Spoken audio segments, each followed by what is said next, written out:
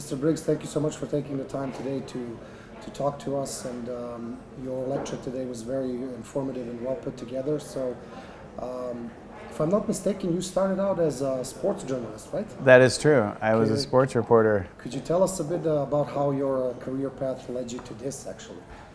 It's been a squiggly road, that's for sure. I started as a sports reporter thinking that that was a dream job, to be able to cover sports and get paid for it and never have to wake up early because all sports happen at night, or at least in the afternoon. And I did that job for about a year and realized it just didn't agree with my personality. I didn't know as a young person, but what I really thrive on is change and unpredictability. And sports is very predictable. You have one season, then another season, then another season. So I left the job, went to graduate school, got a master's degree in journalism, and basically discovered the internet. At that time, 2000, so it was really emerging fast, and have tried to put myself at the intersection of journalism and technology ever since. And that is really just who I am, is trying to help people understand how to use new technology to do their jobs better, in this case do journalism better, and to not be afraid of the changes in the technology, but to embrace it. Speaking of 2000, so it's safe to say that you've witnessed the digital transformation that happened since the year 2000. And how does the current AI revolution compare to the previous technological disruptions in journalism? And what lessons from the past transitions can we apply today? That is a very important question, especially the second part of it, is what did we learn the first time around that we want to make sure we use this time around? They are very similar. The AI era that we're in now brings disruption, it brings job change, it brings uncertainty as to the risk that we have with people creating fake content using AI.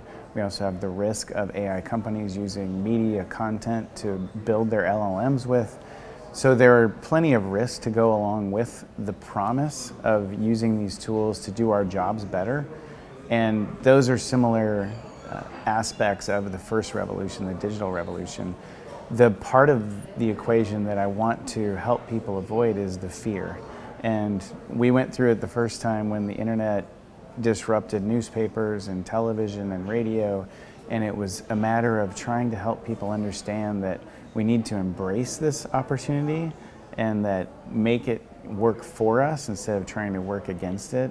And right now, the most important lesson that I'm trying to teach folks is get off the sidelines and get into the game and start using this technology so that you understand it better, and so that it's not going to surprise you how other people are using it to pass you by in your job, or as a news organization, how others are using it and getting ahead, because these tools are powerful and they can be used for a lot of good ways, but there's a risk that people need to get beyond so that they can actually embrace it.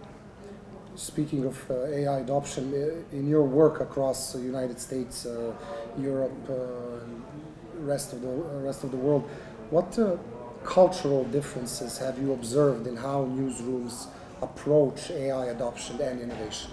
I think the cultural differences are not as great as sometimes the corporate differences are. So in the United States, for example, some companies are restricting how much their people can use these tools and which tools they can use, because the companies are afraid of some of these copyright and intellectual property risks that are inherent in using these tools. Other organizations, meanwhile, have really been aggressive in evaluating the risks and the safety and basically approving the tools and training people to use them, and then sharing the lessons that they're learning from the experiments they're doing.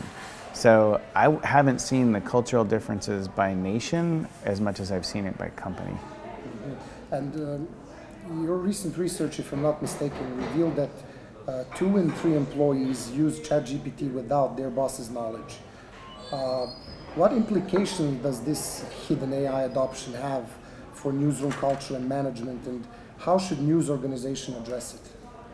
The hidden AI movement is real. It is this concept of people using AI without talking about it, partly because this is a guess and a theory on my part, but it seems to be confirmed whenever I tell people about it, is that some people feel like they're cheating if they're using these tools, and so they are embarrassed or they feel shame in sharing it, when in fact the opposite should be true. And if they find an innovative way to use ChatGPT or another tool that will benefit their colleagues, they're helping their organization by sharing that example. And they're actually creating this culture of collaboration and invention that we need in media. If a company is going to survive into the next era, it's going to need to figure out how to experiment and share the successes, but also share the failures, because this technology doesn't always work all the time for everything. It's not magic.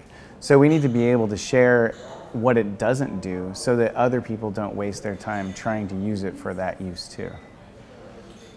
You've described the future of work as, this was very interesting to me, more like Legos and less like wooden toys. Yes. And could you maybe elaborate on this metaphor and how it applies specifically to modern newsrooms?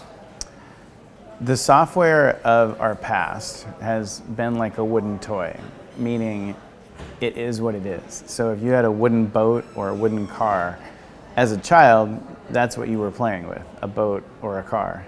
Then Legos came along, and the reason that I use this metaphor is because the company Notion, which is a software platform that I use all day, every day, and it's one that I use in my workshops, that's what they are based their concept of their software on, which is to say, you get to create the software that you want for whatever use you need.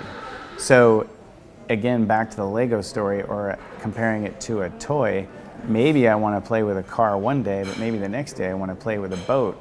I can change it because it is customizable. This is powerful, it's helpful, but it's also really daunting for people to get started with, because we're used to having the software work the way it's supposed to work and only in that way.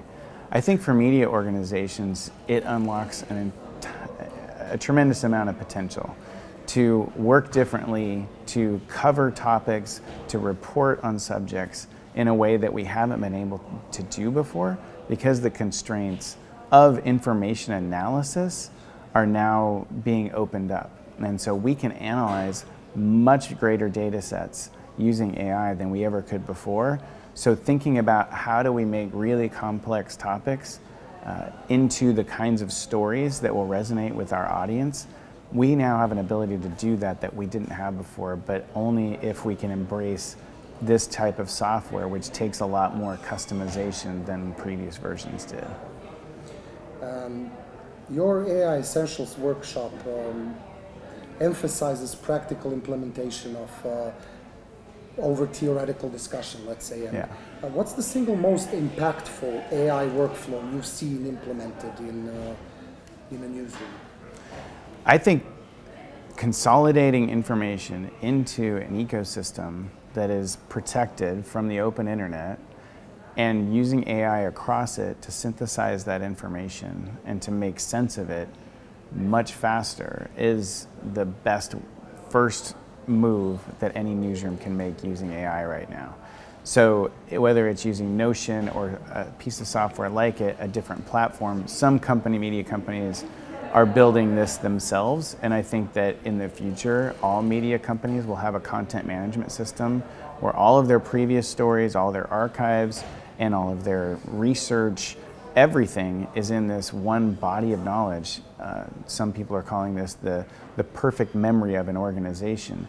But you can imagine having an AI tool that goes across this perfect memory of your institutional reporting that goes back years, if not decades, from a news organization, and how powerful that can be for the stories you're trying to tell today. As both a former journalism professor and current AI strategist, how do you think journalism education needs to evolve to prepare future reporters for an AI augmented newsroom? I was teaching a class last year at the University of Washington in Seattle, and they gave professors a workshop called AI Proofing Your Classroom. And the first message was people and students are going to use these tools. They're going to use ChatGPT and the other tools to do their assignments. So you have to create assignments where you're evaluating them not on what ChatGPT can do, but what the human has to be able to add to it. And I feel like that's exactly how it's going to play out, and that's how journalism education should evolve to meet the demands of the next generation of media companies with the next generation of employees. They've got to be able to use these tools to do better journalism, to be better colleagues and better teammates. They have to be innovative, they have to be risk takers, and they have to be able to communicate with the tools and with their human colleagues easily across both spectrums. In this AI future, quote unquote, how important do you think the individuality of a reporter is going to be? Like, for example, there have been talks about it. Social media nowadays is taking a really big step forward in terms of how people get their information. And nowadays it seems that it's more important to have a face, and it is important for an individual to be a product in itself. In the AI age, when it's getting increasingly difficult online to distinguish if you're talking to a real person or a bot, or if the content that you are consuming is made by a real person or a bot. So is this something that is going to increase individuality in people and make human touch, to say, more important than it ever was before in journalism? I think so. I think it's going to continue the trend that started in the United States anyway with Substack and the email newsletter trend that really took off over the last 5-10 years. And you saw big name journalists leaving their news organization to start their own email newsletter and being able to make a living based on their identity as a journalist. And that's certainly something that wasn't available more than 10 years ago. You needed the brand of that media company to give you the credibility, to give you the readership and the audience. And now you don't need that anymore. As long as you have that value proposition, and a lot of that comes through the credibility that you establish as your brand as a journalist by doing the good work of, sorting through all of the noise in the world and providing the information that your audience is looking for, and a perspective that is unique. And I think it's unique perspective that is something ChatGPT or other AI tools is never going to be able to compete with humans on. We have a different perspective, and honestly, people want that different perspective, and you might want a different perspective for your news than I do for mine. And I think those kinds of differences and nuances will be even more important in the future. And in your experience so far helping leaders navigate organizational transformation, what are the most common fears or resistances you encounter regarding AI adoption, and how do you address them? I think job loss, job elimination is the #1 fear, and rightly so. All innovation over time has replaced jobs, and new jobs emerge as old jobs go away, and AI is going to be no different in that regard. So trying to mitigate that fear is simply helping people understand that the people who are going to keep their jobs are the ones who are successful at using AI to do their jobs better. And the people who avoid learning how to use these tools are the ones who are most susceptible to have their jobs be eliminated. So the more you know, the more you're going to be able to evolve your job as the landscape changes and as the needs change of your organization. And being on the sideline and being afraid of the future is no way to help your team or your organization evolve.